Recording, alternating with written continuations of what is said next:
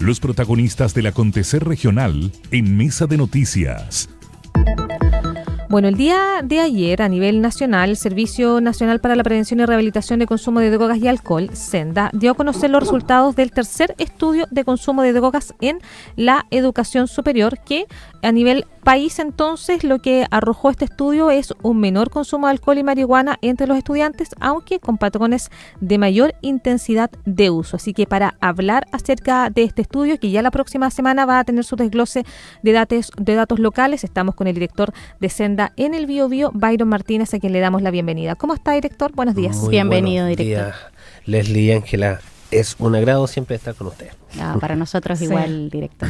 Bueno, hablemos, director, acerca de esta encuesta, porque hay distintas cuentas que hace su servicio, pero específicamente comentemos un poco respecto a la toma de muestra también y el interés que tiene que está específicamente focalizada en la educación superior. Sí, el estudio de educación superior nace el año 2018 como una estrategia también de observar la realidad de consumo en este espacio etario, y que igual orgullosamente ese estudio nace desde el Biobío. Efectivamente lo construimos con la red de educación superior el año 2015, se concreta el 2018 y tiene su proyección el año 2021, y hoy día se hace la tercera medición que se hizo entre el 15 de mayo y el 29 de junio de este año, y el procesamiento de los datos lo hace en este específico instrumento el Observatorio Chileno de Drogas, con una participación de más de 28.000 estudiantes, en contraste con los 26.000 que participaron el año 2021. Es una encuesta que caracteriza la realidad del consumo en los estudiantes de educación superior y nos permite hacer la mirada y contraste con los estudios de población escolar. Y ahí nos ofrece específicamente mirar la proyección en la ya juventud adultez en materia de consumo de alcohol y drogas. Ahí también me imagino que lo que tiene que ver con este grupo, director, surge también a raíz de que siempre se ha relacionado que precisamente este contexto de la educación superior a veces como que incentiva el tema como más social o desde el punto de vista de pertenencia, quizás incluso personas que dicen, bueno, a lo mejor cuando estaban en el colegio, cuando eran menores de edad no tenían ningún tipo de consumo, pero por ejemplo en la universidad, dado que cambian a lo mejor ciertas condiciones, es un contexto que se da más también hay más libertades también en horario. Hay otros también características de vida que tienen los estudiantes de la educación superior que a lo mejor se da un contexto en que uno los relaciona de que podría existir, o no sé si puede ser un prejuicio de que podría existir un mayor consumo, por ejemplo, de alcohol y drogas, ¿no? Claro, nosotros lo podemos observar a través de los datos, y si los desagregamos, por ejemplo, el tema del alcohol, nos encontramos con que el consumo de alcohol promedio en estudiantes universitarios es el doble del consumo de alcohol promedio de estudiantes escolares. ¿Ya? La base si lo dividimos por edad, la base de inicio de consumo entre los 17 y 20 años son un 35% aproximadamente, y aumenta hasta un 46% en el caso de personas que tienen 25 años y más. El promedio es 42%, y de ahí pero la buena noticia particularmente es que se disminuye prácticamente 18 puntos porcentuales en comparativo con el último estudio que se hizo el 2021. Eso es una súper buena noticia. Pero lo preocupante de esa buena noticia es que 1 de cada 4 estudiantes declara haberse embriagado alguna vez a lo menos en el último mes. Porque el 60% de los que declaran consumo, el 60% de esa muestra, nos indica que se embriagó a lo menos una vez. ¿Ya? Y eso es un elemento que también es preocupante, que hay que observar, porque si bien es cierto, hay menos consumo, los que consumen intensamente. Igualmente que en el estudio anterior. Los que consumían intensamente en el estudio anterior también eran muchos. Pero no deja de preocupar porque tiene patrones de consumo de alto riesgo que habría que evaluar también a través de un tamizaje, caso a caso, si hay un consumo problemático en esos estudiantes y si se considera en el tiempo un aumento sostenido. Pero como les decía, el 60% de la muestra de los consumidores, que es un 42%, el 60,9% son consumidores con embriaguez a lo menos una vez al mes. Y eso es un dato igual que hay que preocuparse y hay que ocuparse, pero también nos dice que efectivamente los estudiantes o esta generación está consumiendo menos alcohol, menos marihuana, que efectivamente esa razón de impulso de ser parte de este grupo también va asociado hoy día a otros elementos que nos entrega la encuesta Juventud y Bienestar, que nos dice que el 40% de los chiquillos está preocupado también de sentirse fuerte, de ir al gimnasio, pero efectivamente quienes consumen, a propósito de que las sustancias son adictivas, terminan teniendo consumos complejos.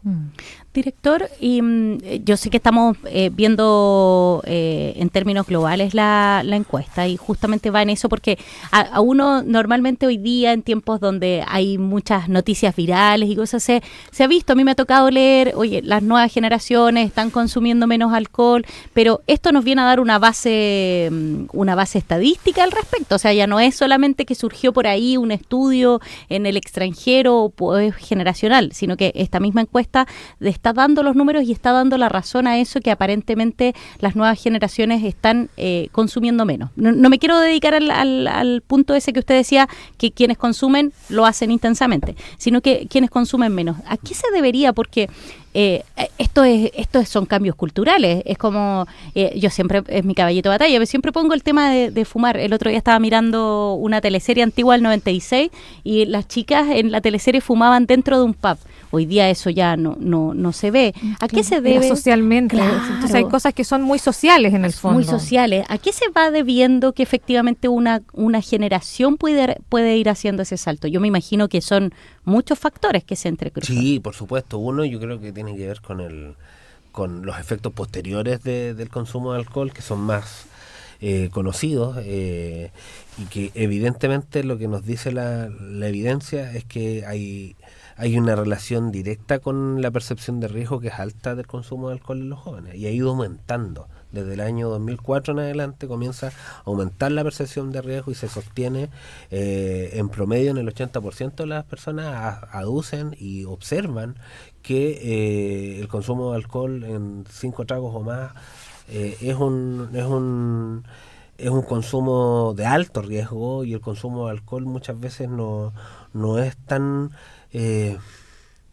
y por eso también las empresas han ido cambiando y han ido tratando de adornar el consumo de alcohol bajo otros aspectos. Ya antes no teníamos, por ejemplo, opciones de consumo de alcohol cero, tragos sin alcohol. Hoy día en las cartas de todos los restaurantes está pegada el smoothie, el trago sin alcohol o el mocktail. El mocktail, perdón. El mocktail. Perdón. Y que además que son buenos, no es como un juguito, sino que también han innovado para que sean atractivos. Para que uno diga, oye, esto es sabroso, esto es distinto, no me lo voy a hacer en la casa. Y la industria también. Hoy día uno puede encontrar, por ejemplo, un espumante sin alcohol. También. Y que no tiene ninguna diferencia, no es, como dice Leslie, no hay grandes diferencias que uno diga, no, en realidad esto no supera al oficial, por decirlo de alguna manera. Así es.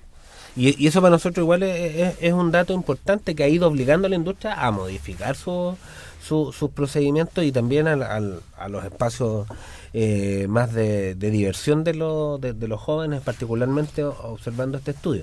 Y en el caso de la marihuana igual nos encontramos con una disminución importante, liderada principalmente por mujeres, que disminuyen el consumo. Pasamos de un 30 y algo por ciento a un 20%, 23% específicamente, y que nos dice que es la continuidad exacta de la curva de consumo en escolares.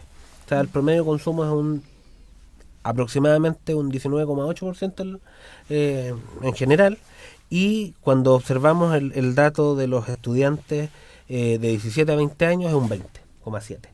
Y el promedio es 23%. Por ende, es una curva que efectivamente se mantiene, como lo decíamos en el estudio de población escolar, a la baja, y que efectivamente aumenta en los años entre 21 y 25 años y vuelve a disminuir después de los 25 años, cuando hay otro tipo de responsabilidades, están terminando las carreras los jóvenes. Entonces, efectivamente también nos dedicamos a observar la curva de particularmente de evolución de los estudiantes, y aquí también, al igual que el alcohol, nos encontramos con una minoría importante que también disminuye, pero que es el 6,6% sumado a otro porcentaje que es el 1%, un 7,5% de los jóvenes consumen entre 5 a 11 veces y más durante el mes. Y ese porcentaje igual, aunque estamos súper, como les digo, súper auspiciosos desde el punto de vista del consumo y de la baja del consumo en estas sustancias, tenemos que mirar también este 7,5% que consume entre 5 a 11 y más veces durante el último mes.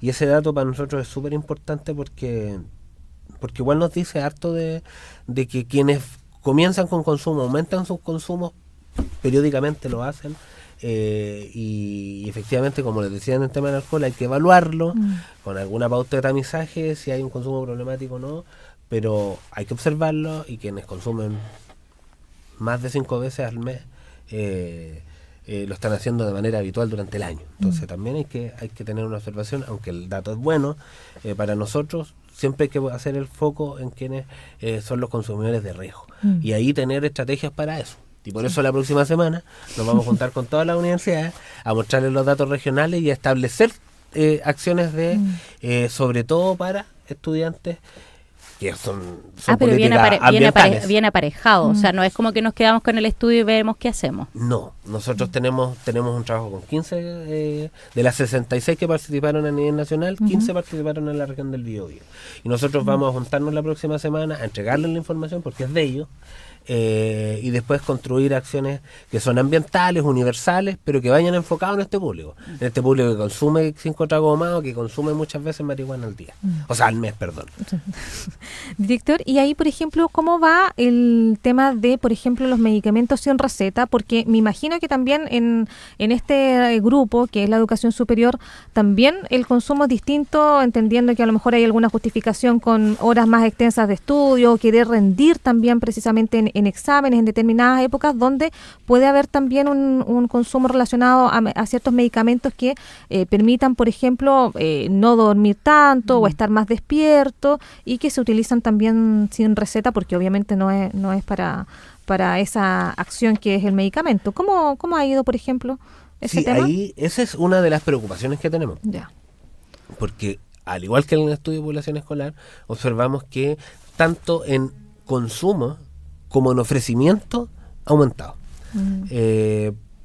Tenemos un 5,9% asociado al consumo y un 7,9% asociado al ofrecimiento. Obviamente el ofrecimiento sin receta médica. Por ende, ahí hay que poner un foco importante de observación, donde tenemos por un lado los estimulantes, por otro lado los analgésicos, que se mantienen a la baja, pero en el caso de tranquilizantes estamos hablando de las benzodiazepinas en general, sopiclona, clonazepam, alprazolam, todas las PAM en general, aumenta desde la perspectiva del ofrecimiento y también desde el consumo declarado por los estudiantes. Y hay dos elementos, o sea, hay una automedicación evidente, y por otro lado, lo hemos conversado varias veces, el tema del uso de medicamentos muchas veces expresa necesariamente ciertas problemáticas de salud mental que no están tratadas por un facultativo o compartidas a través de un familiar, de un amigo, de un vecino, incluso en ferias libres. Sí, ese punto le iba a mencionar, director, porque hoy día, claro, cuando uno habla de un medicamento, de manera casi instintiva piensa, es un medicamento, se supone que hace el bien, el medicamento hace el bien, pero hoy día ya hemos visto medicamentos que muchas veces traen consecuencias, pero pareciera que el acceso no es tan difícil. Hoy día hay personas que venden en redes sociales, uno puede encontrar en ferias libres. El drama de las ferias libres es que, claro, o pueden ser solo las cajas, a lo mejor no es el medicamento que uno está comprando, y así también en otros mercados informales. Eso se ha podido ir detectando. Hay políticas junto con las policías, me imagino que ellos son ahí importantes para poder ir a la casa de estas ventas. Sí, nosotros tenemos un estudio del año 2021, 22, no lo recuerdo, pero entre el 21 y 22, fue en pandemia, de consumo de medicamentos a adultos mayores. Y ese dato, como el dato referencial que tenemos, cuando les preguntamos a los adultos mayores cuál es la razón principal de obtener algún medicamento sin receta médica, la principal es la feria libre, que el 32, y algo por ciento del porcentaje, pero el otro porcentaje es a través de familiares, a través de vecinos, e incluso acumulación de medicamentos de pares, y que se comparten como si fuesen dulces. Tómate esta pastillita para que te puedas dormir. A mí me hizo bien, sí, uno la escuchaba, a mí me hizo bien. Sí, y ahí hay que ver mil cosas respecto a las distintas sustancias. O sea, si a alguna persona le hace una clonazepam bien para dormir, por ejemplo, a otra le puede generar mil problemáticas y mil circunstancias que le pueden generar una adicción por un lado, y por otro lado también en el caso de los jóvenes, volviendo a los estudiantes, normalmente hay un policonsumo cuando es sin receta médica. Y ahí a lo mejor la percepción de riesgo, se ha normalizado el uso entonces también, porque estamos los tres estudiando, para que pasemos de largo, porque es muy típico también en la universidad, pasemos de largo estudiando para el examen, pero me da sueño. Entonces, como, no sé, ya pasando después de la energética, del café, entonces algo más, toma, aquí tengo este medicamento y muy normal. Esto es el tranquilizante es para, como decía, las benzodiazepinas son más bien normalizadoras del estado de ánimo hiperactivo. Aquí dentro de los estimulantes están presentes, pero en una menor medida. Pero los tranquilizantes en particular son el post del examen. Después del estrés, de todo, estoy estresado, estoy complicado, me tomo una clona con un trago. Además, o sea, la mezcla. Sí, entonces normalmente va acompañado. Entonces por eso nos preocupa, porque y también nos va a ocupar, como les comentaba. O sea, aquí hay que poner foco en el policonsumo de tomar tranquilizantes o analgésicos, inclusive con alcohol, depresor con depresor, una tremenda y muy mala mezcla. Y en general en las percepciones de riesgo para nosotros, una buena noticia es que casi el 50% de los estudiantes indica que el consumo habitual de marihuana es riesgoso. Eso es una buena noticia. El año 2013, la percepción de riesgo llegó a bajo el 30% en los estudiantes escolares. Tuvimos una baja de la percepción de riesgo y un aumento significativo, casi al doble del consumo de cannabis en los estudiantes. Y como les he dicho muchas veces, la despenalización social del consumo de la marihuana ha hecho muchos efectos en la vida de los jóvenes en desarrollo, menores de edad, y eso nos lo dicen, no lo estamos inventando, nos lo dice, por ejemplo, los 300 jóvenes en tratamiento en la región del Biobío, que 2/3 de los jóvenes que están en tratamiento están por consumo de marihuana, dependientes, y eso hay que verlo. Y nosotros hemos sido súper insistentes con la materia, sea medicamentos, sea alcohol, sea marihuana, cualquier sustancia que sea introducida a la vida de un adolescente en desarrollo puede generar múltiples problemáticas, independiente que sea un medicamento, sea alcohol o marihuana.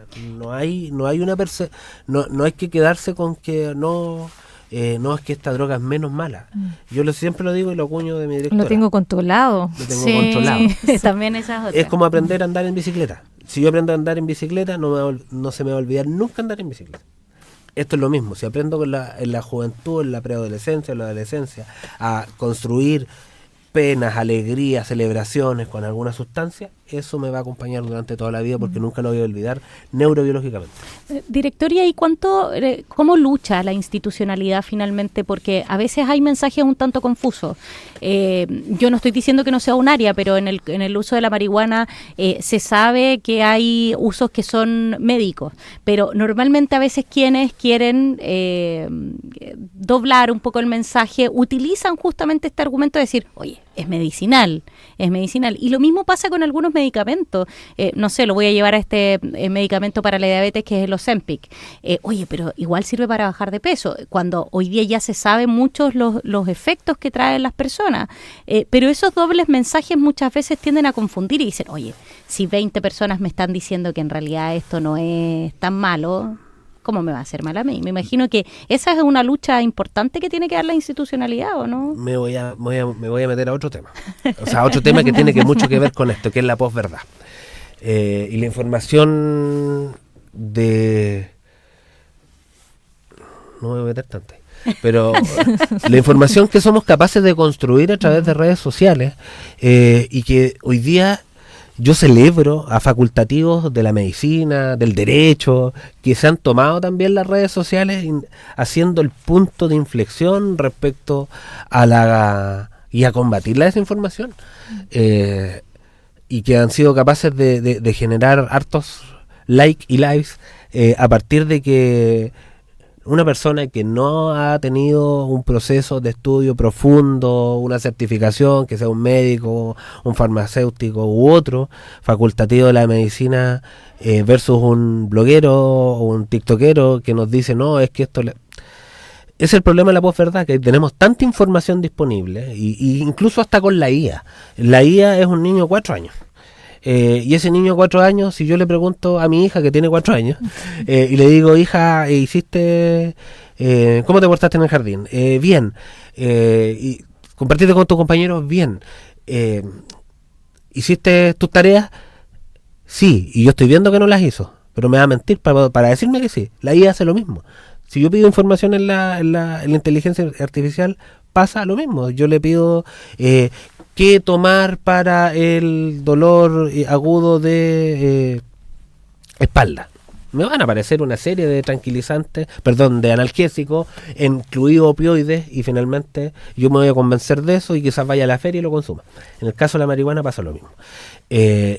La marihuana medicinal no existe en términos prácticos. Lo que existe son componentes de la marihuana que han sido aislados y que son... y dicho sea de paso, en Chile ninguna empresa farmacéutica ha sido capaz, en su momento se embarcó en esta tarea, no logró certificarlo con el ISP, y efectivamente lo que existe es algunos extractos del cannabidiol, que el cannabidiol es el extracto que genera mejores condiciones en las personas para el dolor, para el hambre en el cáncer, para la esclerosis múltiple. Pero cuando nos vamos a la realidad de los decomisos en Chile, que se hizo un estudio entre el 2021 y el 2022,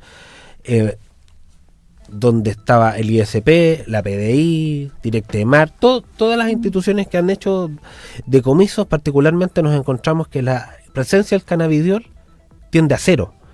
En todos los decomisos de plantas, unidades floridas y otros, y la presencia de THC quintuplica el promedio de la cannabis en los años 2000, que era cerca del 3% THC. Por ende tenemos una cannabis más fuerte, más potenciado el proceso de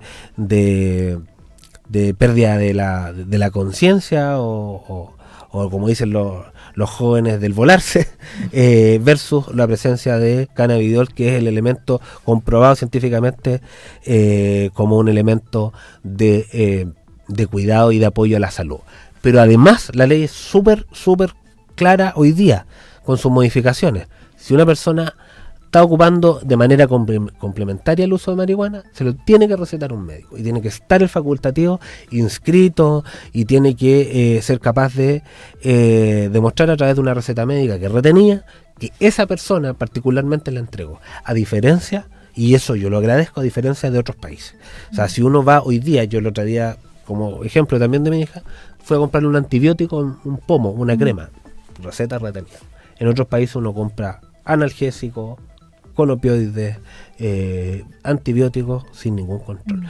Y por eso tenemos una cultura que también, si bien es cierto, observamos con preocupación los prevalentes, también observamos que la gran mayoría de las personas no consume sustancias. Y eso ha ido a la baja. Y eso es una buena noticia. Así es, como las buenas noticias entonces que vienen ahí en los resultados del tercer estudio de consumo de drogas en la educación superior que realizó el SENDA y que muestra a nivel nacional un menor consumo de alcohol y marihuana entre estudiantes, pero obviamente hay una preocupación ahí en que quienes sí lo consumen lo hacen con una mayor intensidad de uso. Así que ahí también está interesante los resultados de este estudio que la próxima semana van a ser socializados acá en la región del Biobío con las casas de estudios de educación superior. El director regional de SENDA Biobío, Adrián Martínez, en conversación acá en Mesa de Noticias. Muchas gracias por estar junto a nosotros acá. Gracias, director. Gracias, Ángela. Gracias, Leslie. Que tengan una linda jornada de martes. Igual usted.